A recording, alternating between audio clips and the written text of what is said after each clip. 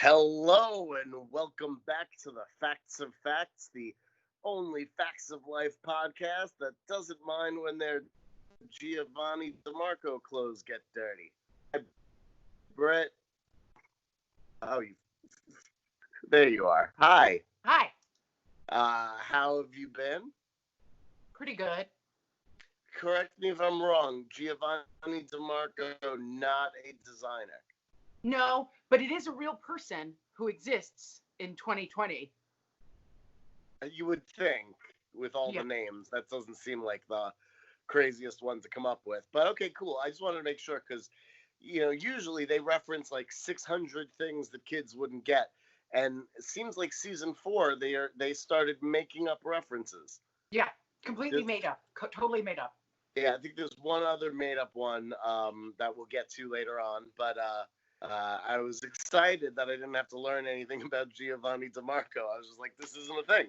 Well, I will say this about so this is we should point out that this is the season premiere of season 4, right? That's correct. And so what did we just do? We just got back from Paris, right?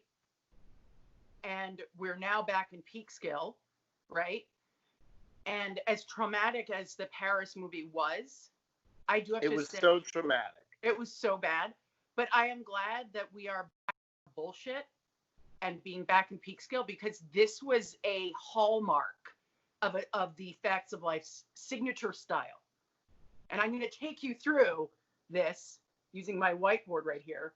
Facts of Life 101. Little to no plot? Yes. Needless cruelty? Yup. Something repeatedly discussed but never seen? And then inappropriate audience laughter. Yes, all of the above. No one knew what the hell was going on during this. There was nothing happened. Nothing happened. They were just sort of shitty to one another. It was an episode without, Sorry, go ahead. No, they were just sort of mean to one another repeatedly, refusing help and refusing to help until the end where everyone was like, well, I guess I can accept it. But even though I fucking hate you, but you're my friend because you piss me off so much. But I will say this episode, I totally get why this might actually dive right into the importance of the blow queer canon. That last scene of them being like, you're going to thank me. I'm going to give you something and you're going to fucking thank me for it. And I was just like, oh shit. They're going to go upstairs and scissor immediately. Yes, I actually have that in my notes too. There is a look that Joe gives Blair that is like, I'm going to eat you alive and we're both going to love it. Yeah, I thought, honest to God, Blair was hiding like a double dildo in her hair. It was just serious. It was she was like, you know what? Fuck you. Take the scholarship money and thank me with orgasms. So go fuck yourself. It was ridiculous. So I totally see where this is going. Yes. All right. Well, good. I'm glad that you're on that page finally. So we do have an Azad Kalata special today. It's his season premiere. He's not gonna walk away from that. And that's the thing is that I was like, this has to have been directed by Azad Kalata because it is, as we've said many times, basically asleep at the wheel. No one knows what's going on. People probably just sort of seemingly were wandering around on the set with no direction. Judy, there was some weird business with that sandwich, which seemed improvised. I don't know. What was that? But we've already seen sandwich business on this show before, and it's always crazy, and it's always Azad. Yeah, this was bad sandwich business. I'm so confused by the sandwich. One of them just disappears. I thought that Joe took it, ate it really quickly, and that but then it seemed that she had put it into the fridge just to get it out of her face, and then Tootie takes it out of the fridge again, goes to eat it, and then Joe steals it, eats it, and leaves the scene.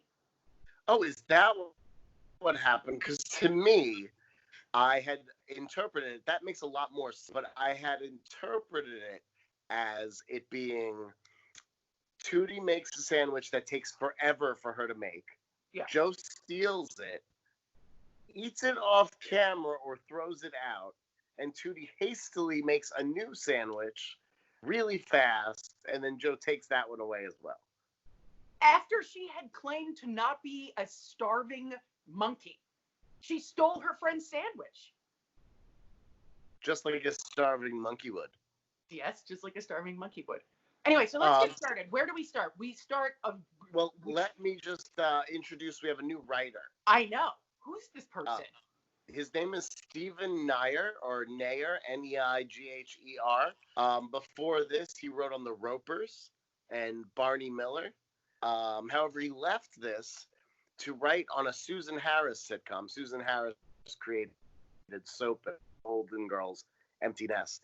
And this is a Susan Harris sitcom I never heard of called It Takes Two, which starred Richard Crenna, Addie Duke, Billy Bird, Helen Hunt, and Anthony Edwards. What? I know. Isn't that a crazy cast? And every single episode is on YouTube, and I plan on watching them all during quarantine because that's never going to end in this in my life now. Yeah, exactly. So last night we were like, "What should we watch?" And I was like, I'm having I'm having a rough time. Like I was like the past few days have been sort of like, oh wow, it's just compounded bad news, just constant. And so I was like, let's watch something sort of that we've been curious if it's free, and because it sounds unbelievably stupid, we started watching Welcome to Marwen. Okay. Which is a Steve Carell thing where he plays with dolls. Oh, okay, yes. Yeah. So we started watching it. We had to turn it off after 10 minutes because it was so bad. And then I was like, I need something to literally cleanse me of that. So we watched The Floor is Lava, which is amazing. It's amazing. Watch that. It's really good. Okay. Did you watch, if we're plugging Netflix, the Eurovision movie? Of course. Yeah. That was extremely pleasant. I can't say it was good. It was extremely pleasant. Anyway, if you all finished pausing this. I feel like all of my, like the friends that I know in Los Angeles who are like film critics are like actively trying to get Dan Stevens a Oscar nomination for that. I wouldn't go that far, but anyway, if you've all finished watching all 22 episodes of It Takes Two on YouTube and you've paused it and you're back now, welcome back. More about Stephen Nair. He went on to write for The Jeffersons, Brothers on HBO, and Jillian Due South, Madman of the People, Judging Amy. He also wrote. Sorry. There's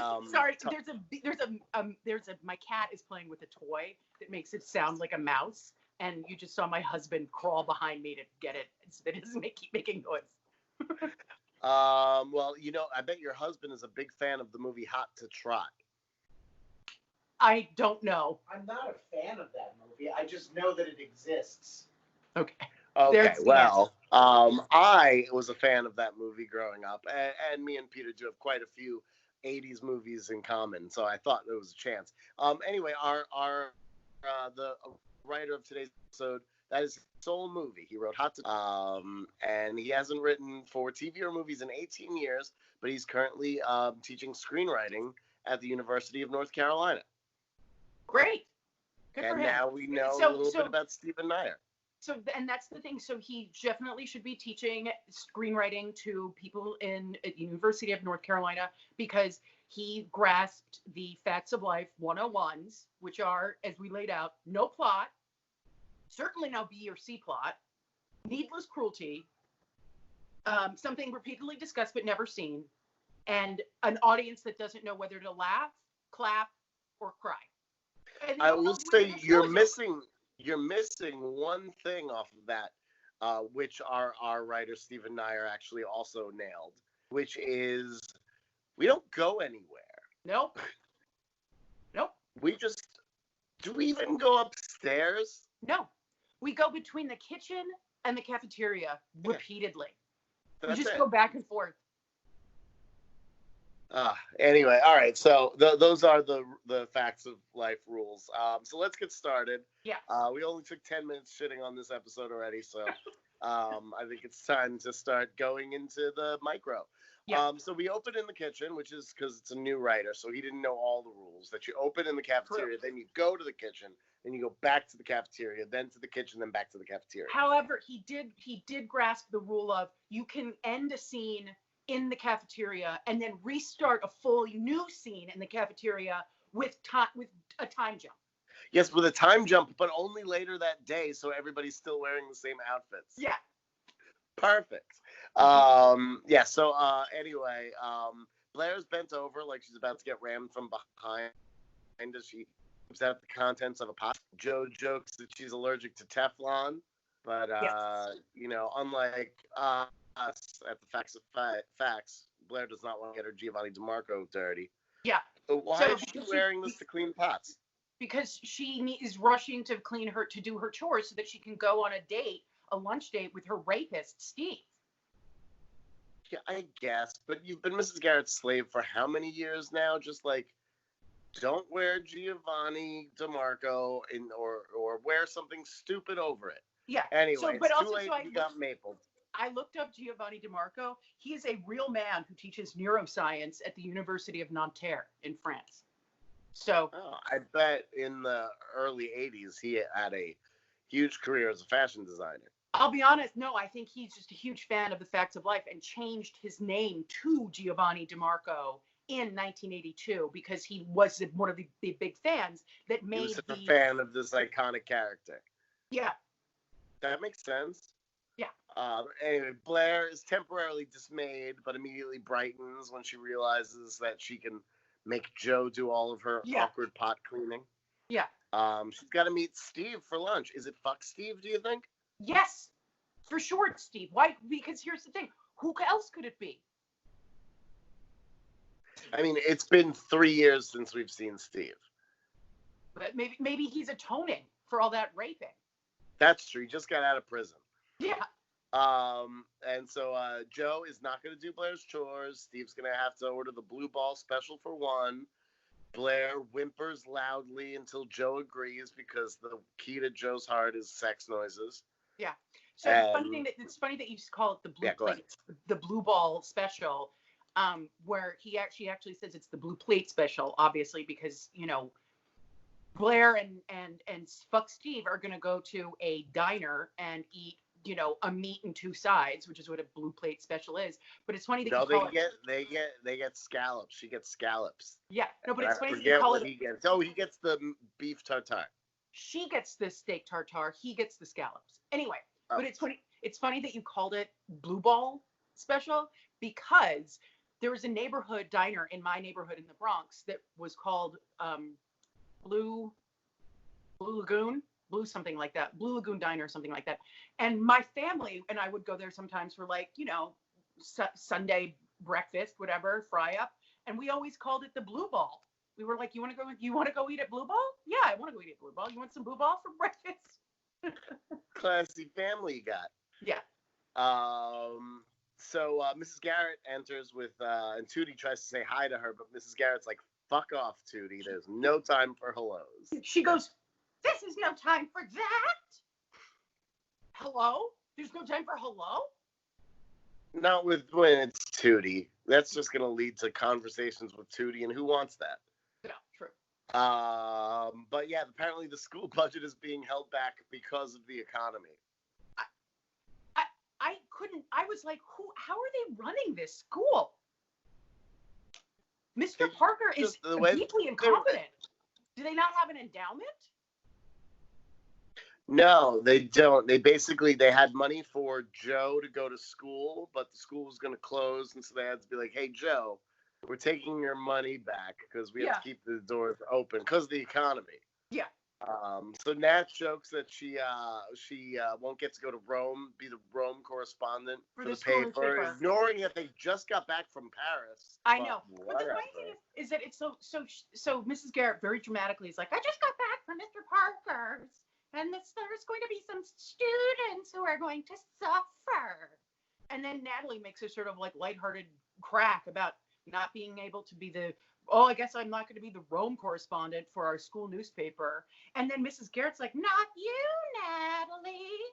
And then dramatically sort of eyes Joe, and the audience laughs. They laugh at her because it was sort of like, dun, dun, dun, Joe. Well, I think they were laughing. Here's my interpretation of this. They were laughing because Joe is so tough that to have to deliver bad news is scary for Mrs. Garrett. So she made a big old face at the camera like, eesh. Oh, okay. That makes sense. But also I will say this though, that, here's the thing is that if you're going to be discussing finances, money, and a scholarship, whatever, why are you doing this in public? Mrs. Garrett should be doing this in private with Joe so that she's not embarrassing also, her. why is the dietitian the one who drops this bomb? Nope. Shouldn't she get a letter or maybe get called to Mr. Parker's office? No, then we'd have to pay for him. God forbid. Anyway. Yeah, so this is Mrs. Garrett. Puts on her most annoying, quavering like voice where it's like it sounds like a fucking Slinky going down a flight of stairs. It's just this like, like I have to tell you that it's starting next semester. You're not gonna have your scholarship. I have to say, Britt, I think your Slinky was broken as a child. Mine never did that.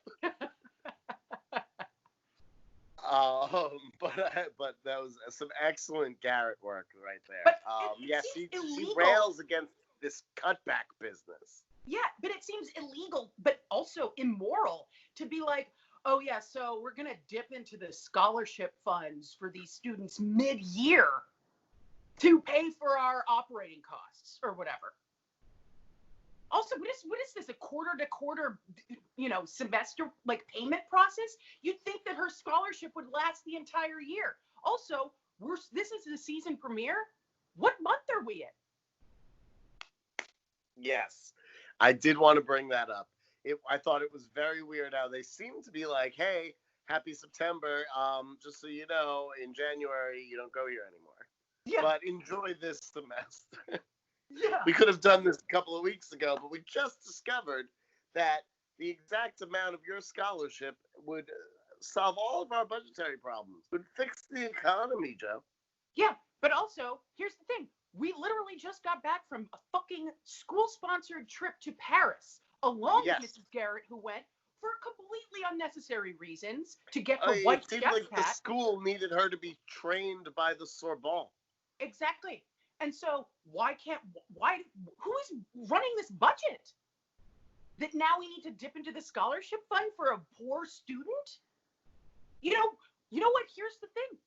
Fucking fire Mr. Mavis, the guidance counselor, and use his shitty, school guidance counselor salary to cover her fucking living and board costs, whatever. Yeah, Mr. Mavis seems super problematic. I am not happy about Mr. Mavis. Yeah, and here's the thing. This is what is something repeatedly discussed that is never seen. Mr. Mavis, this whole episode should have been around the firing of Mr. Mavis. That would be great. I would love that. Not basically working Joe's fingers to the bones by writing other kids' papers and doing their laundry and also selling shitty sweatshirts to nobody, apparently, that she got that fell off the back of a truck or something in Peekskill to other students. No, they were in a warehouse. And then and then Joe's just taking it on the chin. She's like, well, what are you gonna do? Sometimes these things happen. I work hard. I do great. I get the dream. Wait, hold on. Oh yeah, I work hard. I do great. I get the scam. No. I have it here. She works hard. She does great. She endures endless sexual assaults and advances and gets fucked over by Eastland. Nice. That's what I have in my notes. Yeah. So much for the American dream. And then the audience laughs their fucking brains out. It's true. Tootie suggests, weirdly, that maybe Joe has some savings she forgot about, as though She's never met Joe or heard a word that Joe has ever said for 3 years. Well, I liked it also. She's like, maybe you have some money that you tucked away and you forgot about it. And then Tootie says, and Joe says, Tootie, I untucked everything I had years ago. That also has to be gay canon. Joe just came out as a drag queen. Well, no, an ex-drag queen, because she untucked. She's done. Exactly. She's like, retired. I'm through that part of the women impersonation I part of my she's career. She's a woman, so was she tucking her boobs? Yeah, she was tucking her boobs. All right, just tucking them. That makes sense. Like take a cummerbund, just go a little high. Yeah. Anyway, yes, Joe confirms if she had any extra money around, she'd be an entirely different character. Yeah. And then Tootie takes over clearing the dishes for Joe, and Natalie begins to eulogize her. I'll never forget you, Joe. Yeah, exactly. Again, rule number 2, needlessly cruel. Needlessly cruel. Natalie's like, oh shit, my best friend is not going to be here next semester. Not brainstorming solutions, just being like, yeah, it's nice to know you. I'm never going to see you again. You're fucked. Sorry.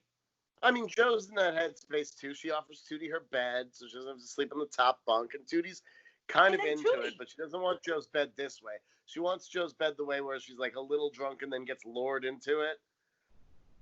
Or that she wins it in like a poker game. Oh, yeah, she would like that too.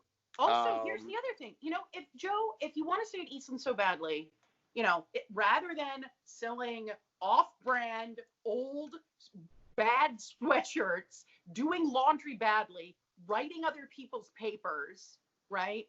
Getting a job at the Pancake House, getting a job at the motorcycle dealership or whatever, garage. Just sell your fucking motorcycle. Sell your sex. You're going to make a lot more money. And it doesn't run out, and you get to keep your motorcycle. Yeah. Anyway, so that should have been the moral of this episode. Natalie's eulogizing her, as you said, and then she's like, I'll never forget you, Joe. Huge laugh. The audience goes crazy. And then Mrs. Garrett goes, it's a little early for that, Natalie. And then Natalie's like, fuck you, Mrs. Garrett. It needed to be said. I needed to get that out. I need to get that off my chest. And then Mrs. Garrett says maybe Joe should talk to Mr. Mavis. And Joe is like, fuck you, Mr. Mavis. Yeah. That guy's an asshole. Yeah. Apparently, I asked him about career planning. He told me to marry a good man. Yeah. And then Tootie says that he said the same fucking thing. And then Natalie's like, no. He told me to become a lawyer. Because you fat fuck, you're never going to find a husband. I mean, honestly, at this point, Mrs. Garrett is being demonstrably not protective of her girls and should be reporting that behavior to Mr. Parker, who clearly also doesn't really give a shit about anyone that goes to the school because he's running it as though it's, he's never run a school. He's never been a school administrator his entire life. It's just shocking to me that it's canon in the Facts of Life universe that there's a guidance counselor who literally tells the pretty girls to get married and the ugly girls to become lawyers. Yeah. Well, but also... that's not even what Natalie would be good at. She's a journalist. She's a journalist. What was I going to say about Mr. Mavis? Oh, yeah, Mr. Parker, the headmaster or whatever, this basically reminds me of the scandal that happened in Long Island with the high school principal who embezzled like millions of dollars from the Long Island Public School District. He was in that movie. They made a movie about it on HBO with Hugh Jackman and Allison Janney. It's really good. Bad Education. I liked it as well. Yeah, but this is what this reminds me of. But also that's so weirdly inconsistent because you know what? Like, first of all, they hired that journalism teacher who's a cokehead. Who the fuck hired that guy? Mr. Parker did. He should be fired, right? The guy is mismanaging. He sent these 4 girls and 1 teacher to Paris for the summer. Mr. Mavis is over here not doing any good work. Yeah, what about the other Eastland girls? Were they jealous? Were they not invited? What happened? But also, I don't get it. Like, here's the thing. Natalie keeps saying, said to Blair, don't you know how much it costs to go to school here? And Blair's like, well, yeah, I mean, I have some idea, but like, whatever. I don't give a shit. Money means nothing to me because I have so much of it. And Natalie's like, my dad reminds me every single fucking day how how expensive it is to go to this school, right? Yeah. So if this school has the Blair Warners of the world, but also the Joes, right? And it's being this mismanaged, that would be a national scandal. Well, they're getting rid of the Joes. That's the plan. Anyway, so Mrs. Garrett convinces Joe to give Mr. Mavis another chance. Joe says, okay, and we dissolve directly into the same location, same outfits, an hour later. Yeah, because Mrs. Garrett apparently is an enabler of abuse. She was like, ignore him, give him another shot. He might have some ideas, whatever. So then Joe comes back with a huge envelope full of shitty brochures of random scholarships that she doesn't even qualify for. She's one in there. It's like they're ones for like boys. Like he basically just handed her an envelope. Well, there's the Sven Eriksson Foundation, which is for the spawn of Norwegian plumbers. Yeah. And then there's the Judith DeHart Scholarship for Sad Virgins. So I will say this. So Sven Eriksson actually exists. He's not Norwegian. He's Swedish. He was a soccer player, and he coached the England's national soccer league for like 10 years. And he was a notorious philanderer. Uh-huh. So he was famous for not only being a very good, and a lot of, I think, English people were very, liked him as a manager of the football league, but he cheated on everyone that he was with. So he was always in the tabloids about, who he was shagging.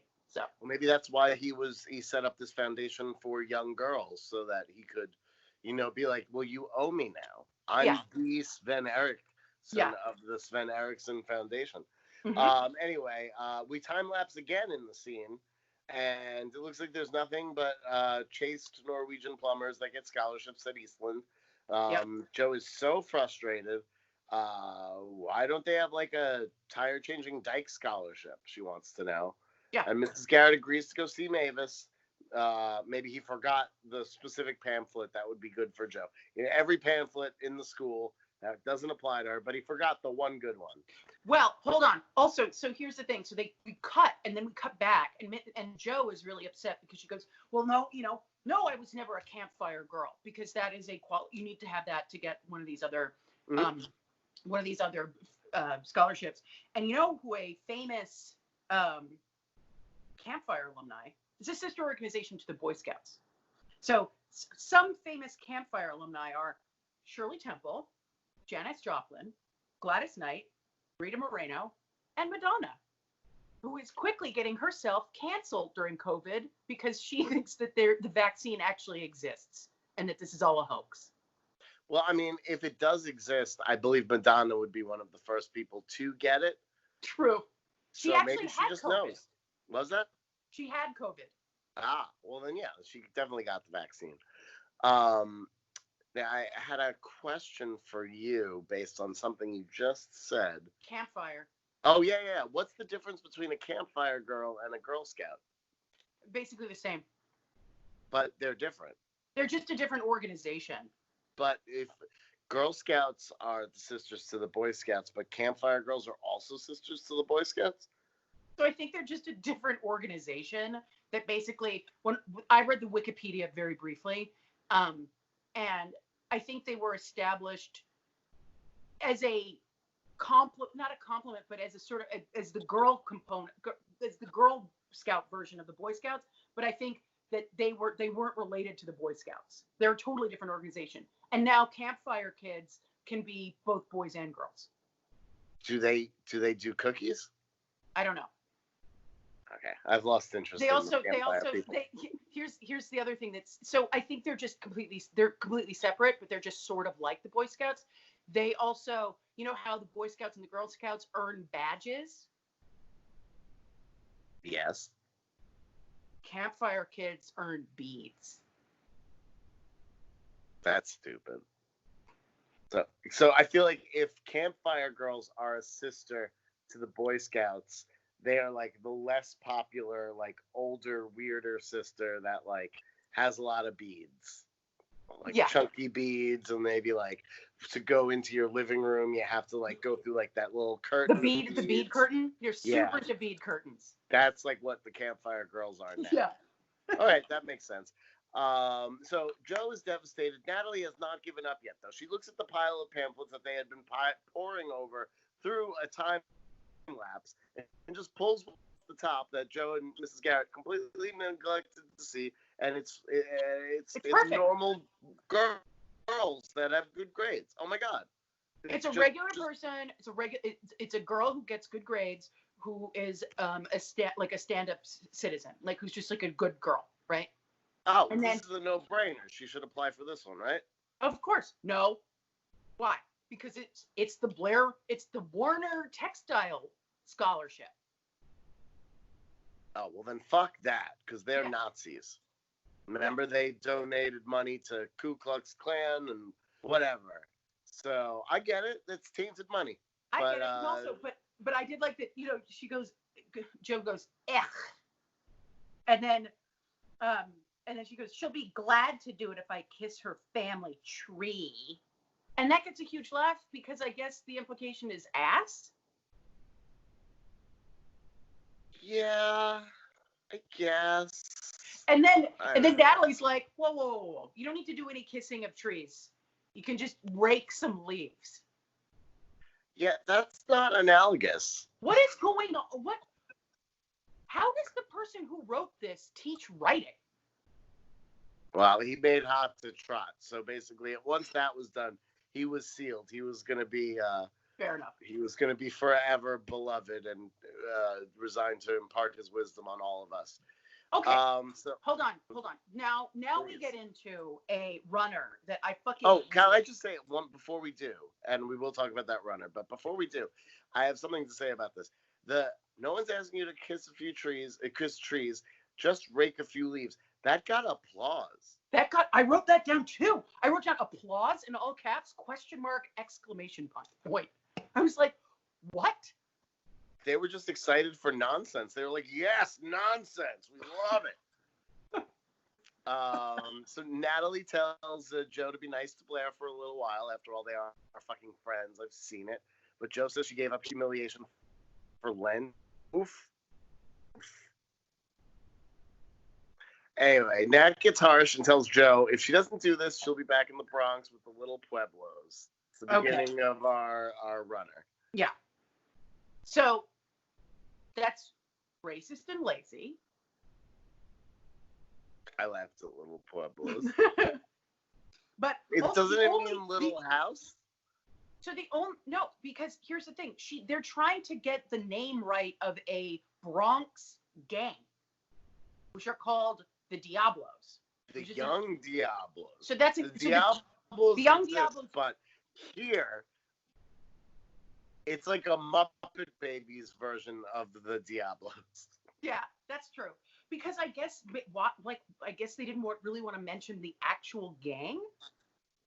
I don't know. Yeah, anyway, the Diablos, the grown-up Diablos would come and knock down the door. They wouldn't be able to film an episode because it would just be like chaos. Okay. So they had to go with the Young Diablos. Fair enough. Okay. So, but the next generation.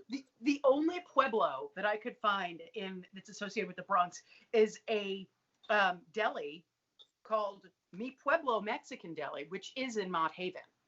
So it exists. There were no reviews of the food, so I think it's just literally just the deli where you can like get a sandwich and cigarettes. Candy bars. Yeah. So Joe admits she doesn't want to leave because she has directions and plans and a frog she wants to dissect. Yeah. Natalie decides a little role playing will help. Yeah. So Nat'll be Blair. She walks across the room because Blair needs an entrance runway to start talking. She clutches her hand to her chest and goes, "Oh, Joe." I laughed at that. I liked how she had to have all that physicality to do this. I thought Nat's performance was pretty funny. Apparently, Blair's mom called and the summer place needs extra domestic help. And one of Blair's brilliant ideas, she thinks Joe might be perfect for the job. Now it's like, and then Joe, you say. I actually thought that was like not only was that sort of weird and out of character for Natalie, but like kind of would make Joe unbelievably resistant to even consider. Well, that was the idea. She was giving her the worst case scenario. She said, "I'm going to be Blair at her worst, and now you try to do your best to hold back." Yeah. Okay. But again, she cannot do it. Yeah, she's like, go fuck yourself. I can't. No. Yeah. You know you can do with your summer place. Yeah. And Tootie drops a pretty funny to Natalie, "What are you doing?" Because she missed the beginning. I laughed really hard at that, but the audience did not. They did nothing. I did nothing out of them. Because here's the thing, is that the audience didn't understand where to laugh. And they were just laughing at things that weren't funny. Yes. I mean, even then the act outs are cutaways. They're like time-lapse fade outs and like concerned looks and stuff. It's it's very weirdly structured comedically.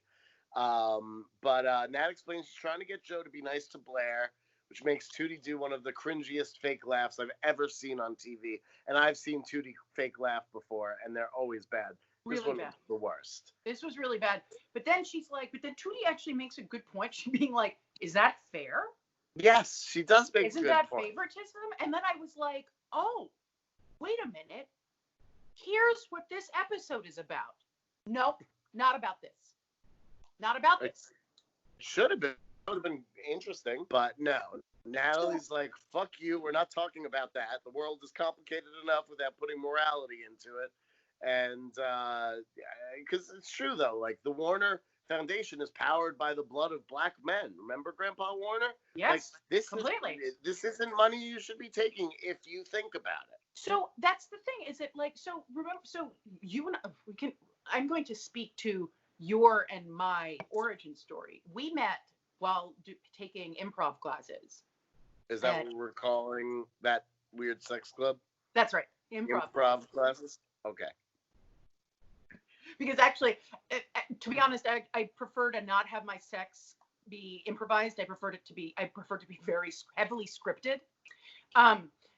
But anyway, so we met doing improv, and one lesson that they teach you, obviously aside from yes and, is that keep going through the scene until something weird pops out that like makes you go, oh, that's the pivotal thing that we need to grasp and explore. That's what I thought this moment was. Tootie saying, basically, like, now we're going to have to debate whether or not this is a good strategy to try to cajole Blair into making, getting her family to give Joe this scholarship, not based on merit, but based because she could just give her like a favor. But then Natalie's going to be like, go make yourself a fucking sandwich. We're not talking about morals here. I thought it was going to be about this, right? No, it's literally just about the fact that Joe feels uncomfortable asking for help. Yeah, no, it's a completely unrelatable and useless moral. It's like, if you're somebody like Joe and you know somebody like Blair, because you live in caricature world, then you may be annoyed by it, but you should get over it. Yeah. Unbelievable. But anyway, so Natalie lures Tootie into the kitchen to make a sandwich, and Blair re-enters, apologizing for being late. But her and Steve lingered over lunch at Le Petit Cheval, which is the name of a very expensive wine brand, but not a restaurant. So hold on. It is a restaurant. It's a restaurant in Oakland. Oh, no, okay. It's a restaurant in Berkeley. And I looked it up, but it's now, unfortunately, now Le Petit Cheval is closed. But I would like to read you a review on Yelp. That was Please do. It was a 3 out of 5 stars, and it was posted by Christy M in 2013. And she said, "Wow,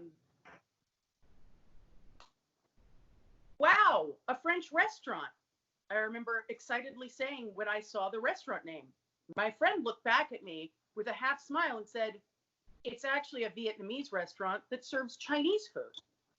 The service wasn't too different from Panda Express. I had broccoli and curry chicken with rice. My friend had the barbecue chicken with rice. It was a really nice meal, and you get a lot for the money you pay. Water was free and unlimited. Utensils and napkins were located right across from the cashier. Chill place to talk and catch up with an old friend. So that sounds like Blair might have written that about this place in Peekskill. Chill place to catch up with my rapist. I would not get the beef tartare there. But she goes on to say she had the scallops, he had the steak tartare. No, she had the steak tartare. He had the scallops. Yes, he had the scallops. She had the steak tartare. And then she's like, then she condescends to Joe, basically being like, how would I describe steak tartare? Like a Big Mac, maybe? It's like a Big Mac, but hold the heat. I wrote down that is a pretty disgusting way to describe that. It's totally disgusting and completely inaccurate. Because what is this? It's raw beef that also has a bun, cheese. 3 buns. 3 buns. There's just like 3 buns sitting there. Yeah, no, this does not seem like a good way to describe it. But maybe, to be fair, Blair does not know what a Big Mac actually is. But Joe pretends like this is funny. Looks like she's going to try this whole being nice to Blair thing, and Blair is instantly weird. Yeah, she's like, what the fuck is going on? You're acting weird. She tells Joe to ask Blair for some advice. She'll love it, and she does. Yeah. When Joe asks Blair's opinion, Blair makes several faces at once. I don't know if you noticed this. It's like shock, then it goes to confusion, then worry, and then flattered. Yeah, I liked it. And Joe basically asks how she could look less like dog shit. She was thinking about doing something else with her hair. Yeah. She's like, you always look so chic and natural. If there's one thing Blair never looks, it's fucking natural.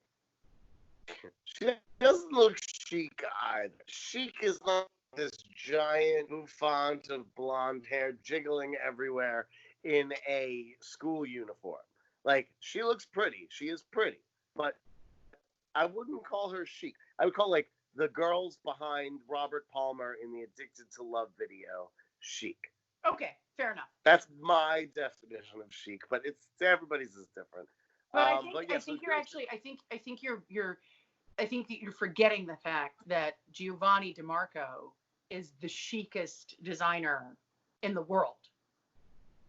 Yeah, but she had maple syrup on that Giovanni DeMarco top. Not that chic, if you ask me.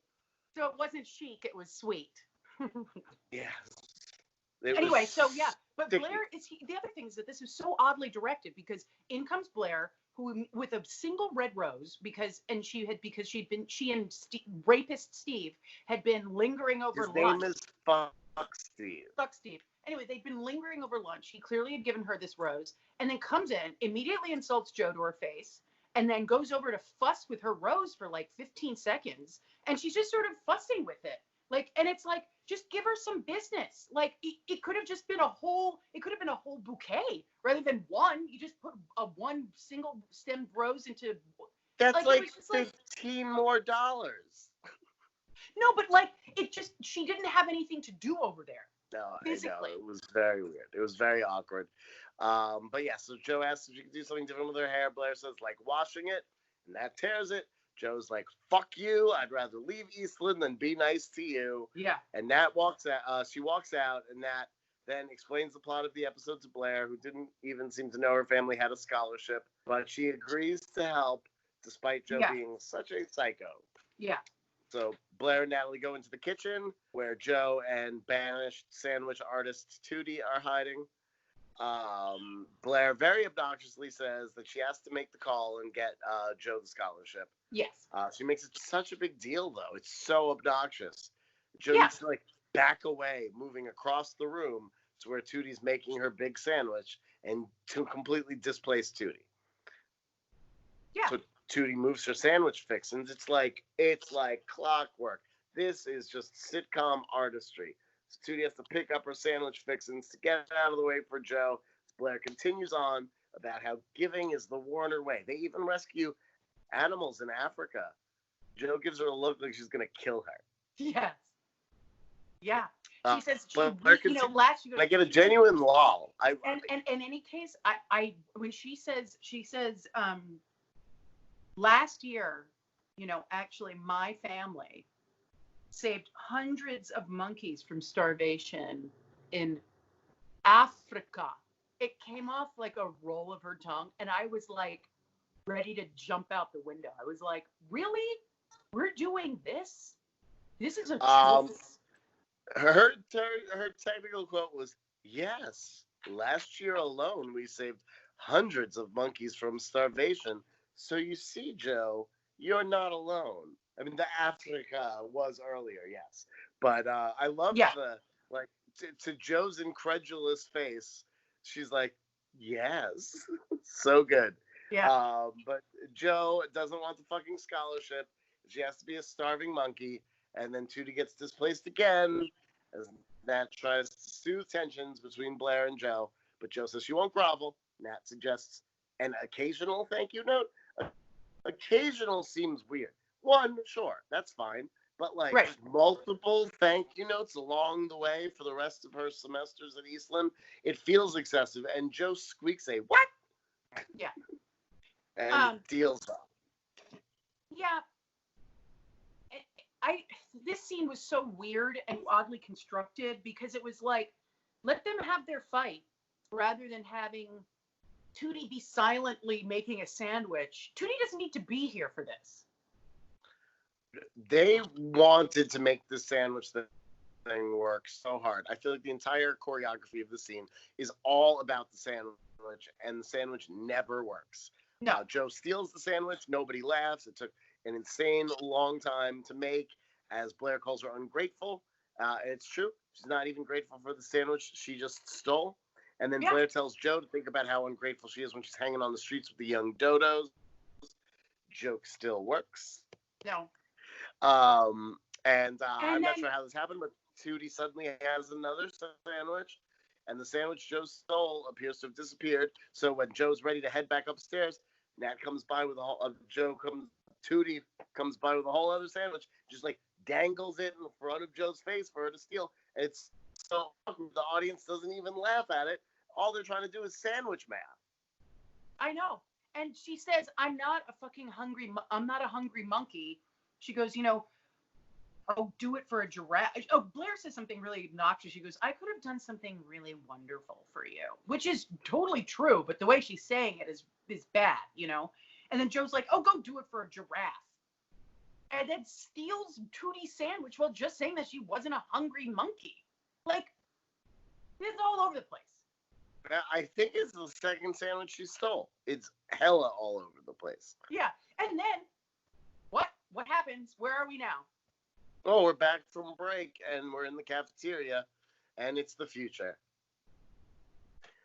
Joe is unpacking a large amount of sweatshirts she got from a guy downtown who has a warehouse full of them. She can keep half the profits.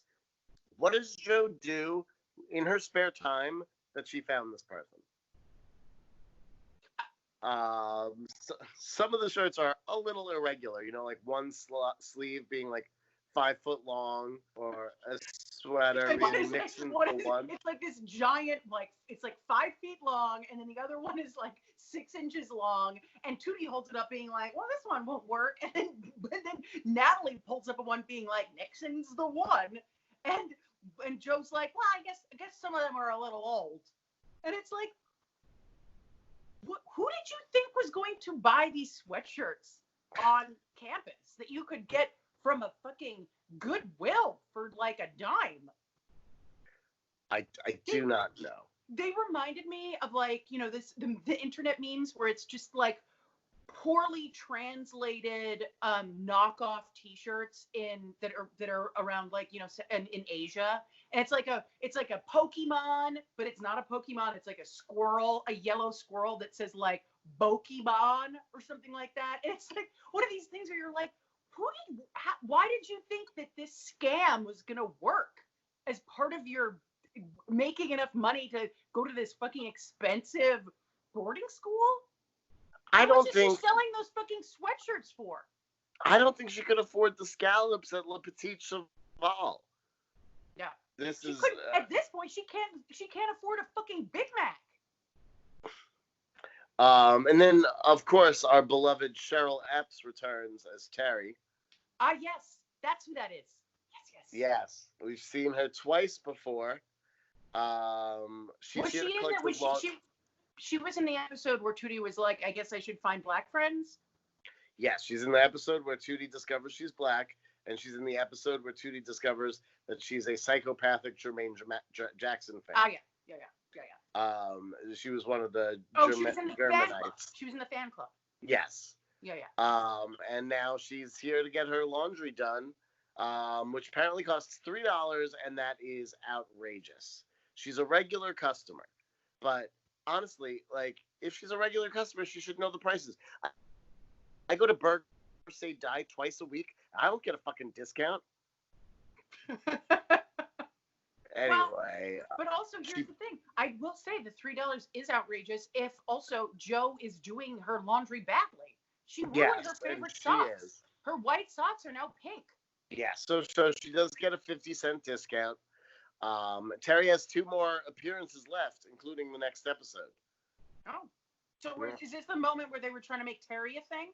This is definitely the moment they were trying to make Terry a thing. The beginning of season 4, Terry got a shot, and then they were like, And okay.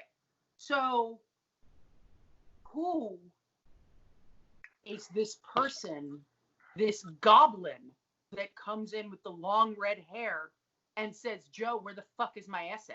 You mean I need the goddess Jill Tandy? Yes, so Jill Tandy comes in. She doesn't have a name. She plays girl number 1. This is her first of 3 roles in her life. Okay. She will go on to play young girl in Girl 1, young girl. In Desperate Intruder, a 1983 TV movie about a blind woman living in a lonely beach house who gives sanctuary to an escaped convict.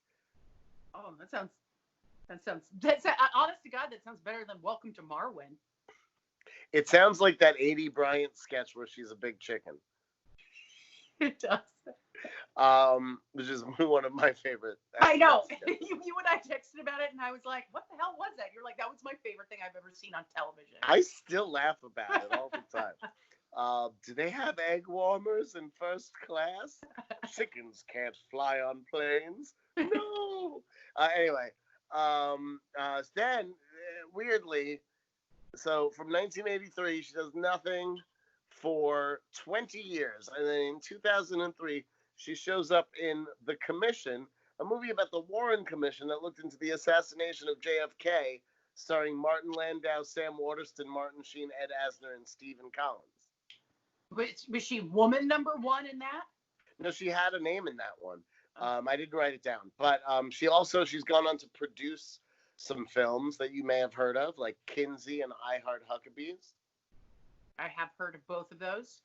And that is the story of Jill Tandy. You find another podcast that talks about Jill Tandy, and I'll eat my hat. So anyway, Blair comes in being a complete cunt, calling Joe Howard Hughes, mocking the fact that she's typing papers for money, and Tootie calls it less than constructive, which is 1982 kids TV for cunty. Yes. Anyway. Blair says the scholarship's still available to Joe, but Joe doesn't want it. Blair's offended, but she does do the right thing when Tootie and Natalie try to force her to buy one of those weird sweatshirts. She knows it's not going to work, but she tries. Yeah. And it does make me like my Blair. help. Fuck you. Yeah. Yeah. But I do have to say that I enjoyed the Howard Hughes reference, because I always enjoy a Howard Hughes reference, because I mean, here's the thing. He was a very interesting, weird man who was, had a lot of money, but so he built the Spruce Goose, right? And also very famously was a recluse who pissed in jars. I knew about the recluse spruce goose. Tell our audience what the spruce goose is. So during World War II, he got all these military contracts because he owned airlines and aeronautics, engineering things, companies like that built airplanes, and he got a huge contract to build an enormous airplane for World War II. To basically, that was going to be the airplane version of a tanker, like an oil tanker or whatever, like an airline, whatever, with the boats that have the Air Force on it. Anyway, he got this huge contract, and then it was this giant plane that he built out of wood, and it very famously only flew for like 1 mile in California, and that was it. Wow, wood's heavy. Wood's way heavier than steel. Now we know. And that was the wooden plane was called the Spruce Goose? Mm-hmm. All right, good to know. So Tootie's got to get to class, but she asks Natalie to tell Joe to get rid of the Nixon sweatshirt because she thinks it's killing business. Joe is 1 foot away from Tootie and could easily have delivered that message herself. There's no reason for her to just not say that, directly to her. Like, if that's barely a joke. It's not. It's just like Tootie hasn't said anything in a while. Yeah. She could have said that to Joe, being like, I think you should get rid of that old-ass sweatshirt. It's hurting your business. And then Joe would have been like, fuck you, Tootie. Go to school. Yeah. It would have been fine. Mrs. Garrett enters with some laundry Joe is doing for money. Apparently all the machines are working. And Ronan was on the floor. Looks like Joe's spreading herself a little too thin, but before Mrs. G can say that, Joe confirms it by pulling Lincoln, the man behind the beard, from her typewriter and giving it to one and only Jill Tandy. Yeah. Joe defends herself by saying that hard work is good for the soul and the pocketbook. I don't really think that this kind of work is doing that much for the pocketbook, but she's got applications at 3 different places: a garage, a pancake house, and Woolworths or something. She's never going to have time for school, Mrs. Garrett points out. She hasn't even told her mother what's going on. Yeah, so here's the thing. But that's the thing. She goes, call your mom. And she's like, no, this is my own problem. It's like, your mom, you should have told your mom this, because she needs to figure out whether or not you're coming back so as to basically enroll you into public school in the Bronx, and that to expect you at home, right? And Joe's like, no, very pride. She's like, no, that proud stuff. I'm not going to tell, no. And then Mrs. Garrett's most annoying, breathy, patronizing voice comes out. And she's like, you're ignoring the most obvious solution. The war discussion. Oh, it's so annoying. And Joe's like, no, I don't want that fucking dirty ass money. And she's like, then Mrs. Garrett's like, no, you listen to me. It's like all over the fucking place. Yeah, but she says you probably get the scholarship on your own merits if you at least apply. You don't need to accept favors. And Joe's like, I don't want Blair's money. And her argument is so thin, it's like frustrating to me to watch it. Yeah. She reiterates, she's like, I don't want any help from anyone whose last name is Warner. Yeah. We fucking get it. You've said it 75 times. I know. And Joe's like, hard work is, it's good for the soul, blah, blah, blah. I'm doing all I can, and then Mrs. Garrett very sort of menacingly says, like, she's like, it's not going to be enough. All your work or whatever. You're not going to be able to afford to stay here. And then Joe's next, for being the fucking purported genius that Joe is, poor genius that Joe is, she's really stupid and inconsistent, especially in this episode. Because then she's just like, well, teach me how to iron. As though that would help. Ironing. An additional service for her laundry business. And then Mrs. Garrett chases her out. $350. Yeah. And then Mrs. Garrett chases her out, right? And Natalie whines that Joe is being stubborn. And then Blair's just like, yeah, well, she's always been like this. She's always been pig-headed and a piece of shit. That's why I fucking love her. Yeah, and then Nat's like, well, you're being a bigger asshole. Yeah. And she's like, do you know how much it costs to go here? And Blair's like, not really. I have no idea. I don't actually understand what money does. And because I just have so much, she's like, I'm Jeff Bezos. Money means nothing to me. Also, like, Natalie really dances around it. You'd think an actual kid would be like, do you know how much it costs to go here? And then say the amount. $30,000 a year. $30,000 a year. And then, but this is the thing, is that she's like, is that Natalie's just like, she will not come back. She's leaving here. And then this is the moment where Blair suddenly realizes what this episode is about.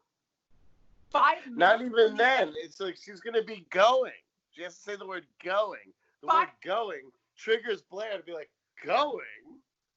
And then Natalie's like, gone. Mic drop. Yeah.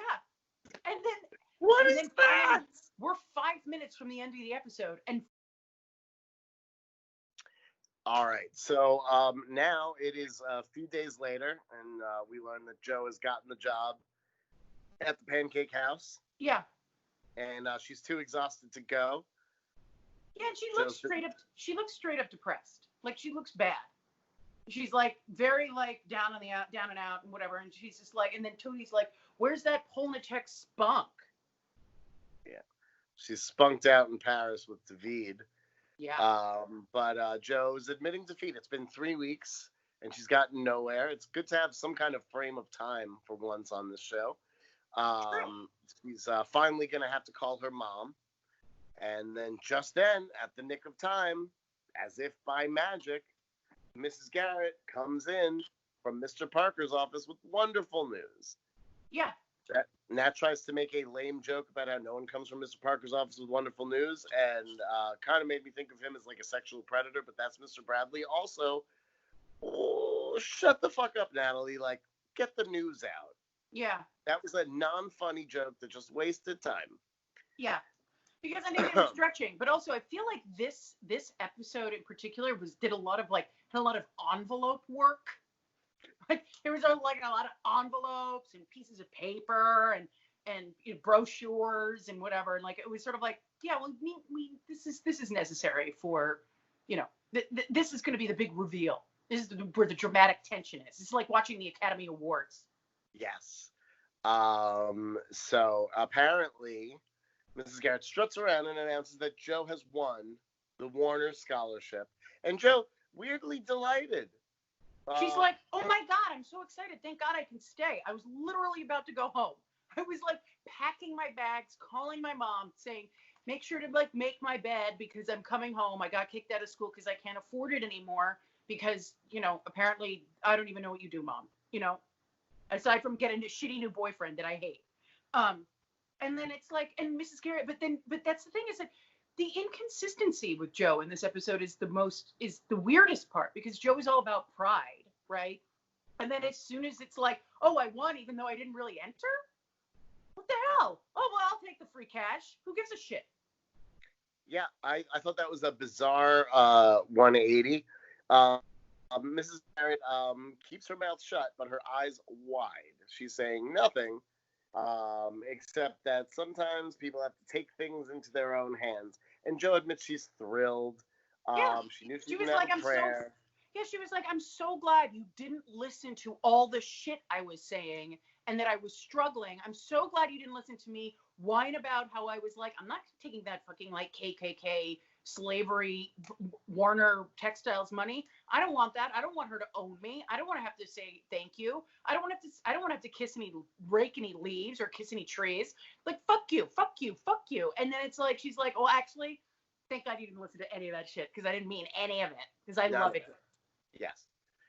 Jo says she's thrilled to have a scholarship no matter whose name is on it. She doesn't even mind that someone interfered.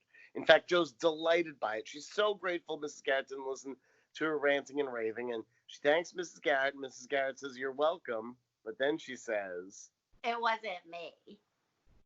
Oh, come on, you could give that but a little it wasn't me. That was much more accurate. And then she struts towards Blair to be like, it was this bitch. Yeah. And immediately Joe turns and starts screaming at Blair. She doesn't want a crummy scholarship. Mrs. Garrett points out the hypocrisy, but Joe Yeah. says it's because Blair makes her feel like she's going to owe her one for the rest of her life. And Blair does like to make her feel that way. But Yeah. Blair says she doesn't owe her anything except for $3.30 because it was sent registered mail, which means she has to do Terry's laundry once again. And her ironing. And the ironing, yes, to get it all the way up to the 30 cents. Miss Garrett says, come on, girls, let's go inside and make a big sandwich that Joe can steal. She does say, let's go inside. I'd like to point that out. They're inside. They're inside. Seemingly unaware they're indoors. Mrs. Garrett announces, come on, girls, let's go inside to the kitchen. Button a toots, Miss Garrett head into the kitchen, unaware that they're indoors, and Blair and Joe can now finger each other on the dining room table. Yeah. Joe says Blair shouldn't have gotten involved. They had a pact. Blair says, no, we had a fight. And Joe says, same thing. How's that the same thing? Not. Yeah, not at all. But Blair asks if that's the code of the young bozos. Rule of threes. The runners is that's and I'm sure that this guy, this fucking Neil guy, is it Neil, right? I don't remember. The writer. Stephen Nair? Steven, whatever. So I'm sure he was just like, throwing the mini basketball against the wall, like spitballing all kinds of good names for the Diablos, being like, what should I go with? Young Dodos? Ooh, that's fucking gold. Young Dum-Dums? No. Yeah, And like, he was like, oh, these are all great. These are all amazing. I can't cut this joke. This is the through line of this episode. I laughed at each one of them. Anyway, so Joe says it's a matter of pride. Blair says, who cares about your pride when you're leaving school? And Joe softens and says, well, you get me mad. Yeah. You make me furious. Joe gets her mad too. Yeah. Yeah. You get me furious. It's like basically it's like, how many different ways can you say the word horny without using the word horny? Yes, a lot. 22 minutes, 9 seasons worth. Blair says she can admit, however, that they're friends, even if Joe can't. And Joe, trying to be competitive, is like, I can. And then, And that's where Blair says that's what friendship is. I do something for you, and Joe cuts her off and says, and then I got to eat your ass. And Blair's like, no. You do that because you love me. I do something for you, and you let me do it. And Joe's like, eat my ass. Like, yes. Like, eat your ass. And then Joe's like, can you go eat my ass now? And Blair's like, yes. No. And then the credits, we pause and the credits roll right as Joe removes the double dildo from Blair's hair, and they just smash. They look at it, they smile at each other, freeze frame. Yeah. And that's it. The audience applauds, and season 4 is off with a bang. Yeah, actually a literal bang. I honestly finger bang. When Blair said, I do something for you and you let me do it, I was like, there must be like a fucking Tumblr out there for like little lesbians who are like just reblogging that gif of her saying, you let me do it to you. You let me do it to you. You let me do it to you. Because that felt erotic to me. The way you say it, it certainly does to me as well. But yeah, no, I felt it as well. But you took it up a notch. And because you've been saying this shit for fucking 3 years now, where it's like, Blow are like queer canon, like they are love to hate one another, hate to love one another, like will they, won't they, blah blah blah. And like obviously I didn't really see it because like they keep trying to make Joe, like they made her almost get married in the first fucking season. They put her in that horrible prairie dress when she went on a date. Like she almost runs away with David in Paris. And it's like, and now it's like, I see what they're doing here with this and why it is important, because I'm sure for a lot of young people who watched this, they were like, oh, this, I feel tinglies just watching this, How could you not? How could you not? There has to be slash fiction. There has to be. And if there isn't, I'm writing it myself. I'm sure there is, but please, I would love to read yours. What else do I have to do during a pandemic than write Blair and Joe slash fiction? They're going to be like Thelma and Louise, except they'll get away with it. We do have a car accident episode coming up, but that's a couple of years away. Okay. Anyway, well, thank you very much for joining me once again, and thank you all. Excuse me. Thanks me for joining you. What is this? I'm not a guest on your show. I more mean like, thank you for not quitting the podcast after watching the Facts of Life Go to Paris movie. Admittedly, here's the thing. After going from the speed of that, which was 2 hours or 90 minutes of just true deep incompetence and shockingly so many fucking missed opportunities, this felt like being back in the warm bath of incompetence that I've grown to expect. Back in the warm arms of the young dodos? Yes, that's the one. Where of what I recognized and what felt like home. Whereas Paris felt like no one knew what they were doing. We're back where we know our we know what they're doing, but they still don't know what they're doing. In Paris, it was like falling without a parachute. It was like nobody knows what this is. No. All right. Well, I'm excited. We've got a journey. I believe season 4 is our longest season yet. What are there, 90 episodes? I think 26. Oh God. But we will get through it together.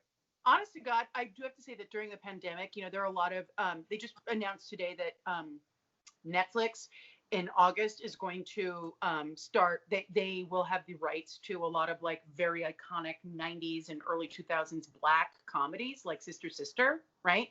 And everyone in my Twitter feed was going crazy, being like, "Oh my God, thank God! This is so great." And a lot of streaming platforms are scooping up the rights for old sitcoms because they can't make new content. Don't you think that The Facts of Life deserves to be streaming somewhere too? I certainly do. I hope it will be soon. I wouldn't be surprised if it happens. Yeah, me neither. All right. Well, until next time, it was a treasure to get to see you, and I look forward to discussing whatever hijinks these bitches get into next week. Me too. All Fuck right. Steve. Fuck Steve. One last time. Fuck Steve. Fuck Steve. Bye.